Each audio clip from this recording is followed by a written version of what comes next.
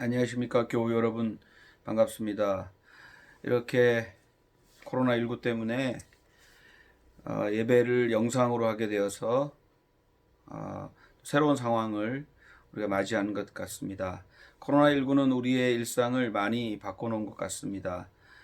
학교 개학도 안 하고 직장 출근도 가능하면 하지 말라고 하고 외출도 자제하라고 하는 등 많은 변화가 있습니다. 가히 혁명적 변화라고 할 수 있겠습니다. 우리 인사도 많이 바뀌었죠. 코로나19 중에 무탈하십니까? 라는 인사로 바뀌었습니다. 사실은 서로 만나고 대면하고 정을 나누고 사귀고 나누는 것이 우리의 삶의 큰 기쁨이지만 지금은 그렇게 할 수 없으니 서로 온라인으로라도 서로 자주 통화하고 소통하고 정을 나눌 수 있기를 간절히 바랍니다.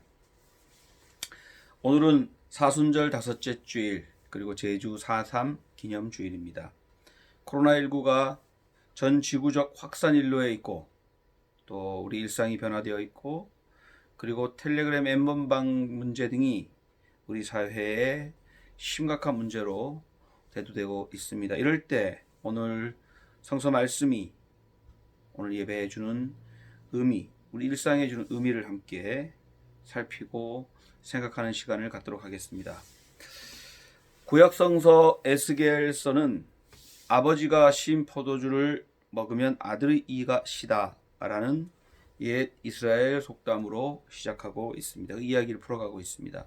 결론적으로 말하자면 이제 그런 속담은 쓰지 마라. 연대책임, 연좌제 같은 것은 더 이상 없다. 사람은 자신의 죄와 자신의 잘못으로 벌을 받을 것이다. 아들은 아들 자신이 율법을 잘 못 지키면 벌을 받고 잘 지키면 복을 받고 아버지도 율법을 잘 지키면 복을 받고 잘 지키지 않으면 저주를 받을 것이라는 이야기입니다. 즉 공정사회가 도래해야 한다라는 이야기 같습니다. 하지만 전에는 이것조차도 어려웠습니다. 72년 전 제주에서 일어난 참혹한 사건은 제주도민 3분의 1을 연좌로 묶어서 죽였던 그런 가슴 아픈 역사가 있는 것입니다. 그리고 아직 그 역사는 풀리지 않은 응어리로 남아 있습니다. 매년 씻김굿을 하지만 씻기지 않는 역사의 아픔임에 분명합니다.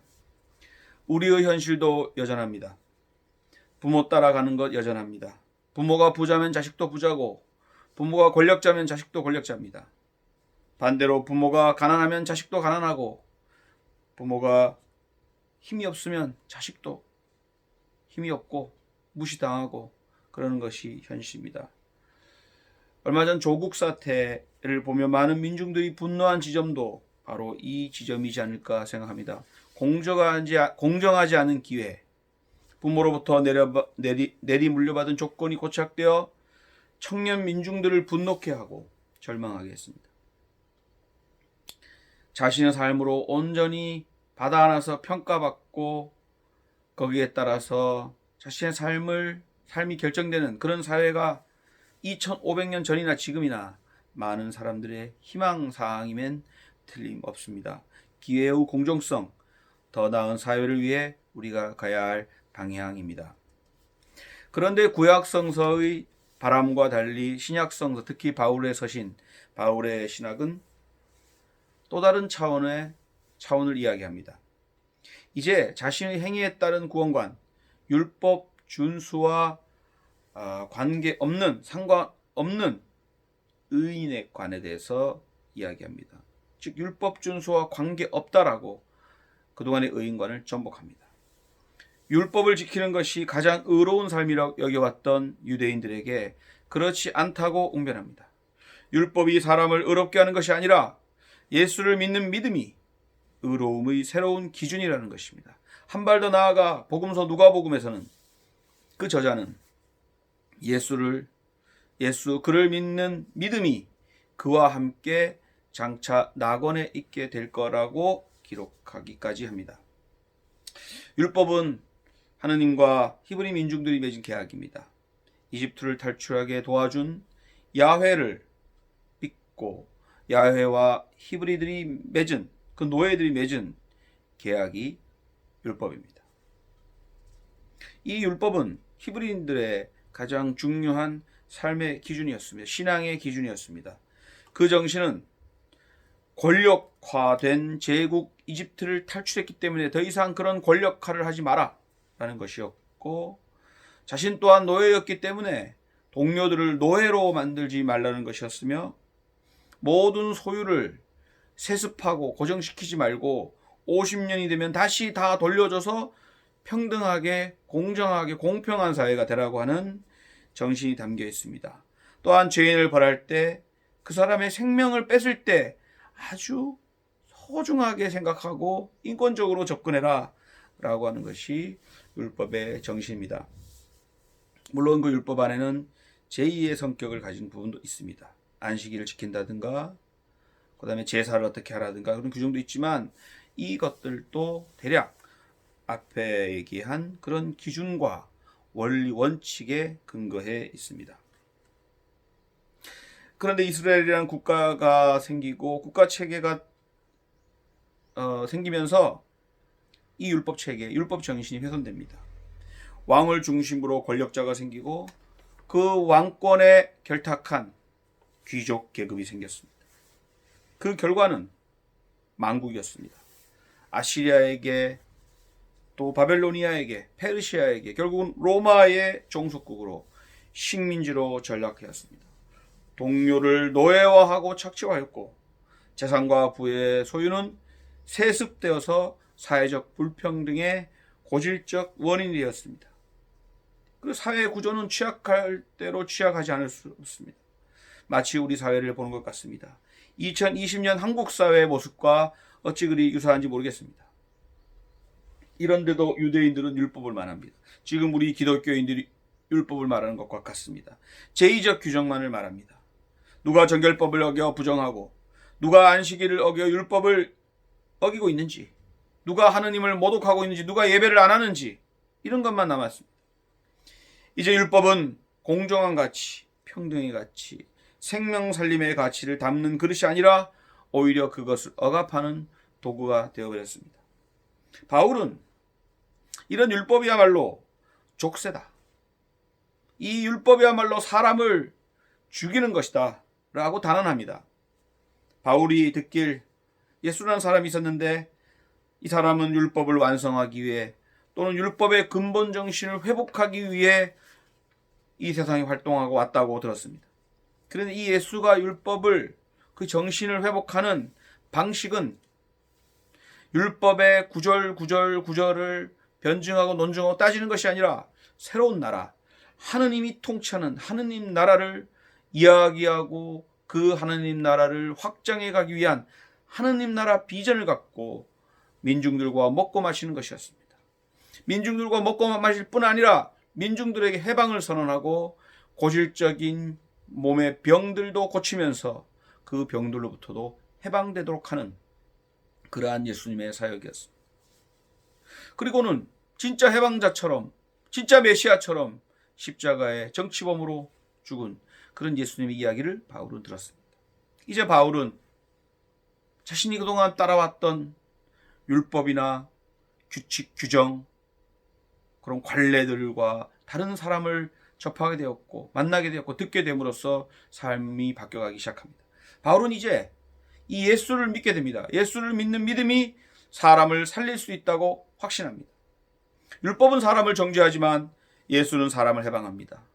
율법은 옳고 그름을 따지지만 예수는 그 사람 스스로 해방하도록 안내합니다. 율법의 관심은 과거 그리고 행위에 대한 것이지만 예수의 관심은 미래 가능성에 관한 것입니다. 바울은 고백합니다. 율법 관계에서 나는 이제 죽었다. 이제 내가 사는 것은 율법이 아니라, 옳고 그름의 문제가 아니라 하느님을 믿는 하느님과의 관계 안에서 나는 새롭게 사는 것이다.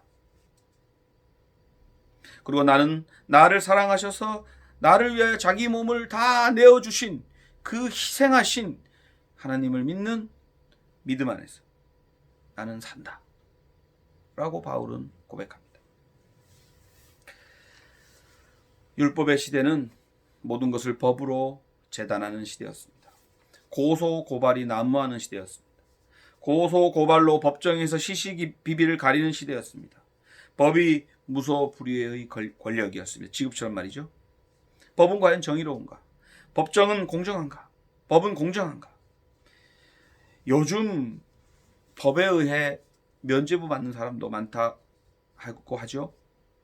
법을 다루는 이들이 공정하지 못하면, 법을 만드는 이들이 공정하지 않기 때문에, 또 법이 다룰 수 없는 그 사이사이 법망을 피해가는 교묘한 이들이 있기 때문에 법은 공정, 정의롭지 못하고 권력자와 가진 자들의 편에 그 편을 들어주는 권력의 도구에 불과하게 되었습니다. 그런데도 법법합니다. 이 법 만능 시대에 우리가 살아가고 있지 않습니까? 그러나 예수는 죽음으로 이 법 너머의 세상을 선포했습니다. 법이 아니라, 법의 권력이 아니라, 법을 해석하는 자들의 권력이 아니라, 법을 만드는 자들의 권력이 아니라, 법을 갖고 고소 고발하고 또는 기소, 수사하는 자들의 권력에 의한 세상의 질서가 아니라 나눔, 타인을 위한 희생, 사랑으로 세상을 더 아름답게 할 수 있다고 예수는 믿었습니다. 저는 그러한 예수님의 꿈과 비전이 바울을 통해서 또 누가복음의 저자를 통해 우리에게 지금 이렇게 전해온다고 생각합니다. 72년 전 4.3 제주의 희생, 그 희생은 헛된 것이었을까요? 저는 그렇지 않습니다. 민주주의와 인권 평등을 위해 그 희생은 다시 우리에게 기억으로 되살아나고 있다고 생각합니다. 마치 예수의 죽음이 헛된 것이 아니라 그 죽음이 우리 인류 모두를 살리는 그런 꿈과 비전으로, 희망으로 되살아나듯이 말입니다. 저는 오늘 바울의 고백이 우리의 고백이 되었으면 좋겠습니다. 우리는 법으로 살지 않습니다. 우리는 믿음으로 사는 사람들입니다. 우리가 믿는 믿음은 무엇이 옳고 그름, 누가 잘했고 못했고를 따지고 평가하고 재단하고 협박하고 몰아붙이는 그런 믿음이 아닙니다. 우리의 믿음은 내가 좀 나누고 내 것 나눠주고 희생하고, 내가 먼저 써야 되지만 다른 사람 먼저 쓰라고 양보하고, 이런 걸 통해서 오는 새로운 세상에 대한 희망입니다. 저는 우리의 믿음은 지금 있는 이 세상에서 멈춰지는 것이 아니라 이 세상이 장차 평등하고 정의로운 하나님이 통치하는 하느님 나라로 되어갈 가능성에 대한 믿음이라고 생각합니다. 저는 이러한 믿음이 우리 안에 우리를 살게 하는 근거가 되었으면 좋겠습니다. 최근 코로나19 이후의 세상은 어떻게 될까? 포스트 코로나에 대한 이야기들이 나오고 있습니다. 저도 참 궁금합니다. 어떻게 변해갈까? 그리고 기대도 되지만 걱정도 됩니다. 어떤 이는 전쟁이 일어날 거라고 얘기합니다. 어떤 이들은 우리가 이러한 재앙을 끊임없이 반복할 거다라고 이야기합니다. 그리고 어떤 이는 이제 우리의 물질 문명의 성찰의 지점에 우리는 서 있다라고 이야기를 합니다. 저는 이 시대에 오늘 말씀에 빗대어서 우리의 삶에 이 코로나19가 주는 의미는 크다고 봅니다. 저는 과거의 단절이 필요하다고 생각합니다.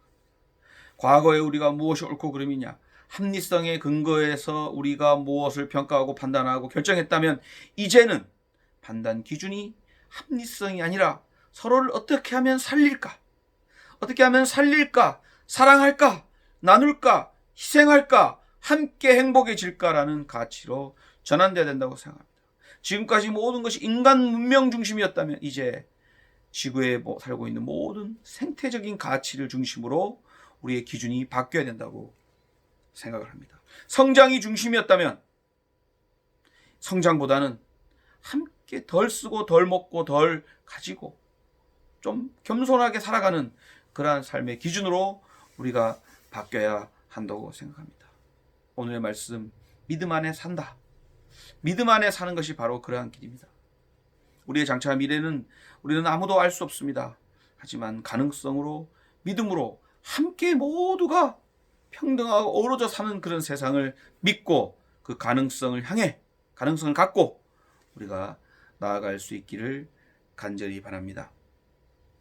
오늘 또 우리 모두에게 모든 생명을 살리기 위해 희생하시고 또 모든 생명과 다시 함께 부활하신 예수님을 믿는 그 믿음이 우리 안에 가득하고 우리가 그 믿음으로 살아갈 수 있기를, 믿음으로 절망하지 않고 희망으로 살아갈 수 있기를 간절히 기원합니다.